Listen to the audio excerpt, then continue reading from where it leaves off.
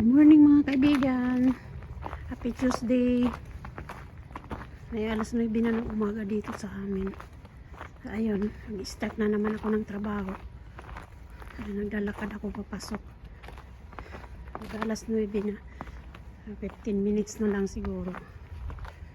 Ayan mga kaibigan. So Tuesday ng umaga. Panibagong araw na naman. Ayan, tignan nyo. Ganda tingnan kasi nag-frozen. So nag-snow kagabi. So nag-frozen na naman ngayon. Pero hindi siya madulas. Kasi nag-dry siya ba. Ayan. Start na naman pero hindi pa ano yung trabaho ko. Hindi pa siya full. So halating araw pa lang ang trabaho ko. Hindi pa ako nagtrabaho na full isang araw. Tapos mamaya may ano ako check up. So papadoktor ako. So maaga ako matapos ngayon. Ayan mga kaibigan.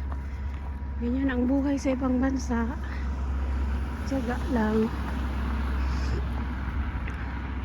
Kasi sabi nila pag wala kang tiyaga, wala kang nilaga. Naniniwala ako sa ganyan. Kaya tiyaga lang. Kahit saan tayo sa mundo. Ganun tayo mga Pinoy. Magtiyaga.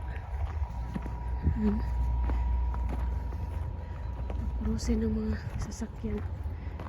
Ayan, Martes na naman. Nagtrabaho ko hanggang Thursday lang. So, free na naman ako pag Friday. Pahinga. Hindi ko talaga kinuha ang 100% ng trabaho kasi mahirap lalo na sa sitwasyon ko dito. Kailangan ko mag-day off kasi malamig. Okay lang kung palaging summer. Ayan. Maraming salamat po sa nagsusuporta sa akin sa aking mga video, sa magsusubscribe. Thank you po sa inyong lahat. And happy Tuesday. Have a nice day. Panibagong araw na naman. Thank you po sa inyong lahat. Bye bye.